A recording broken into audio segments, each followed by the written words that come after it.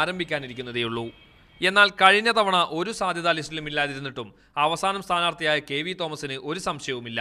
താൻ തന്നെയാണ് എറണാകുളം മണ്ഡലത്തിലെ കോൺഗ്രസ് സ്ഥാനാർത്ഥി. നഗരം മുഴുവൻ ഫ്ലക്സ് ബോർഡുകൾ.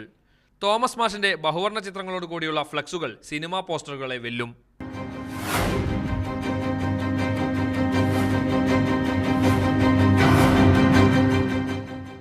MP ആയും കേന്ദ്രമന്ത്രിയായും മണ്ഡലത്തിന് ചെയ്ത വികസന പ്രവർത്തനങ്ങളെക്കുറിച്ചാണ് ബോർഡുകൾ മുഴുവൻ.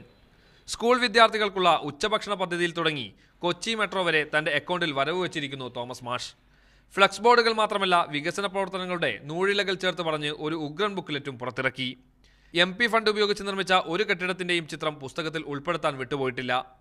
പുസ്തകത്തിന്റെ പുറംചട്ടയിലും ഫ്ലക്സ് ബോർഡുകളിലും നിറഞ്ഞു നിൽക്കുന്ന തോമസ് മാഷിന്റെ ചിരി പക്ഷേ സ്ഥാനാർത്ഥി നിർണയത്തിന്റെ ഒരു ചുവടും മുന്നോട്ട് വെക്കാത്ത CPMന് അത്ര സുഖിച്ചിട്ടില്ല. പ്രചാരണ ചെലവിന്റെ പരിധി മറികടക്കുകയാണ് ഫ്ലക്സ് പ്രളയത്തിന്റെ ലക്ഷ്യമെന്നും ഇതിനായി ചെലവഴിച്ച തുക സ്ഥാനാർത്ഥിയായാൽ KV തോമസിന്റെ തെരഞ്ഞെടുപ്പ് ചെലവിന്റെ അക്കൗണ്ടിൽപ്പെടുത്തണമെന്നും ആവശ്യപ്പെട്ട് തെരഞ്ഞെടുപ്പ് കമ്മീഷനെ സമീപിക്കാനൊരുങ്ങുകയാണ് CPM. മീഡിയ 1 കൊച്ചി.